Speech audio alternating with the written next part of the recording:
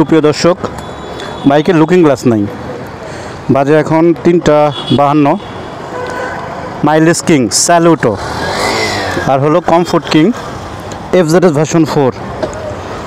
যদিও বাইকের looking glass ছাড়া আমি কোনো সময় বাইক চালাই না, বাইক রাইড করি না, তো আজকে বাধ্য হয়ে আর কি লুকিং গ্লাস ছাড়া বাইক রাইড করতে হচ্ছে। যা যা যা যাই হোক, FZS ভার্সন 4টা আমার কাছে কিন্তু মানে অনেক জোস একটা বাইক লাগে। মানে এটা কন্ট্রোল, কমফোর্ট, হ্যাঁ। আসলে অনেকে মনে করে যে FZS ভার্সন 4-এ টপ স্পিড নাই, মানে রেডি পিক আপটা নাই।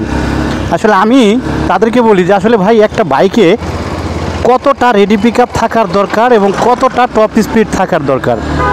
আমি মনে করি যে আগে তো আমরা অনেক রাফ চালাইতাম, অনেক টপ স্পিড খুঁজতাম, টপ স্পিড চেক করতাম বাইকের, কিন্তু এখন কিন্তু আর কি ওগুলো টপ স্পিড চেক করার দরকারও হয় না, হ্যাঁ।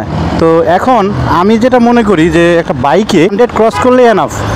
আর এই বাইকের যতটা কন্ট্রোল দেওয়া হয়েছে, আমি মানে সত্যি কথা বলি যে আমি MT-15 চালাই, তো MT-15-এর চাইতে আমার ভার্সন 4-এ, ভার্সন 3-তে কন্ট্রোলটা আমার কাছে ভালো লাগে।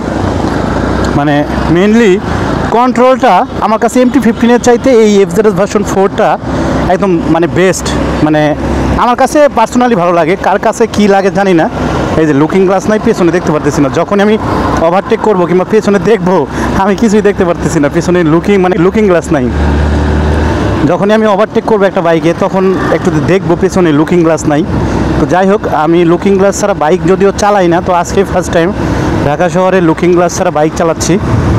তো এটার জন্য মামলা দিলে আমার কিছু করার নাই, ঠিক আছে, এটার কিছু করার থাকবে না।